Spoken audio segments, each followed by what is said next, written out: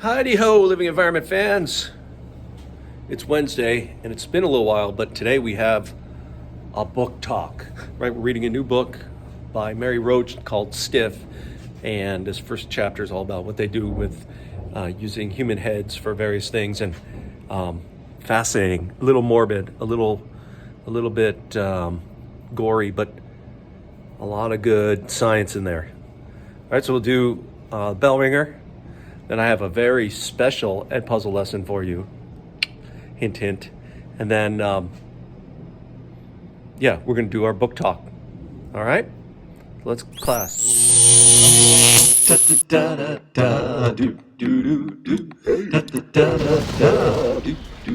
All right. Hey now. Mr. Kovacs class. It's Mr. Kovacs class. You might learn a ton. It's Mr. Kovacs class. It's interesting too. It's Mr. Kovacs class. And he's super cool. It's Mr. Kovacs class. DNA. It's unique to each individual, right? Like, I don't know how to explain it best, but right, every person has the same genes. We have the same DNA, the same segments. But in those genes, there are little differences between A's, T's, C's, and G's in different places, which give us the differences in the way we look. So 7 billion people, no two have the same exact combination of A's, C's, T's, and G's, with the exception maybe of identical twins. But even with identical twins, there's some mutations that happen, and so it's not a guarantee. All right, and because of that, we can use DNA to identify people. Right, pretty soon there'll be someday where I'm sure you're going to have to put in your DNA into a DNA database, right? Much like, like to get a driver's license or something like that. We'll see how that goes. But as of right now, DNA is very useful to identify people, and we use what's called DNA fingerprinting. So in order to get somebody's DNA, you have to have a tissue sample. And then the way they do the DNA fingerprint, they don't really look at the genes that you have. They look at how your DNA cuts itself up into pieces. We use what we call restriction enzymes. Restriction enzymes always cut DNA in the same place, right? At the same combination of letters. So in your genome, you'll get cut up in a bunch of different places. What happens is you wind up with different size fragments, small, medium, and large. Then you run those fragments through a gel, and it separates them by size. The smallest ones go the farthest, the biggest ones. So you get this profile of clumps of DNA of different sizes, right? So yeah, each one of the little bars would be like, that's a whole bunch of DNA that's this size that was in your sample. And your sample is going to be different than everybody else on Earth. So we use it on those crime shows, or actually in real life, we use DNA evidence, right? If the perpetrator leaves behind DNA evidence, they leave behind hair or saliva or blood, or, there's lots of any kind of bodily tissue. There's DNA in it. We'll be able to find the DNA, cut it up into pieces, and do the fingerprint of it. All right, and then it's real easy.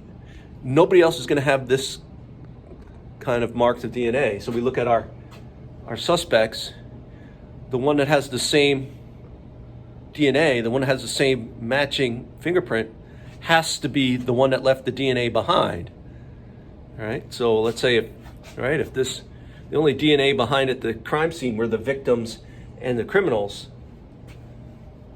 well then we know that this criminal, number 3, was there at the crime scene. Does it prove that he did it? Well, there's got to be other evidence too, right? But it certainly is a good piece of evidence that he was there. We can also use DNA fingerprints for paternity tests, right? Like mom has a child. Here's mom. Here's her child. But she's not quite sure who the father is. Well, this is a little bit harder to do, but you know that the child's only going to get genes, only going to get DNA pieces from mom or dad, right? Like it's his code is only going to be Mom and dad. So he's going to match both mom and dad at least, like you would assume, about halfway each. So like this mom right here did not pass on this chunk of DNA to the child, right? And this child had this piece of DNA here. He must have got it from dad. So dad has to be one of the dads who has that chunk of DNA. So that automatically eliminates dad 1. He's out. Or he's not the father. You're not the father. The dad 2 or dad 3. So you got to look at the other pieces of DNA, right? Kid got these pieces from mom. So we're looking more primarily for these 2 pieces, right? Dad 1 we've already ruled out. Dad 2, he only gave one of the pieces, but dad 3 has both the pieces. So dad 3 is the only one of these fathers that could have produced this baby with this woman. Therefore, dad 3 is the father. Get it?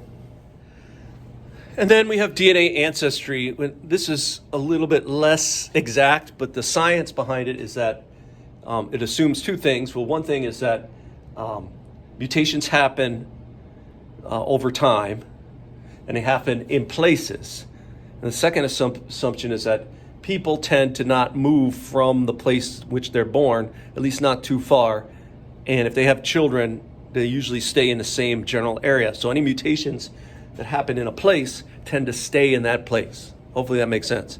Really, it hasn't been until like 100 years ago where people have been traveling all around the globe and could possibly be mixing genes over a wide area. Usually you were mixing genes at most with your immediate neighbors or your local neighbors, right? So what they do is they take a DNA profile for you and they look for things called SNPs, SNPs, and they have some that are identified where they know where and when they occurred. And so if they show up in you, you know that somewhere in your lineage, your ancestor was where and when it occurred. Right? So it might come back and say that like you've got some Kazakhstani in your heritage, or you might have some Botswani in your heritage, or you might have some French in your heritage, depending on the SNPs that you have. Okay, that's really it. Is it super accurate? It's mostly accurate, but I've read reports of reporters who have done multiple tests for multiple companies and come up with completely different profiles with the same DNA sample. So it all depends on how many SNPs they check and how good their database is to check against. All right. Anyway, let's say Bellringer, I want you to enjoy today's Ed Puzzle video.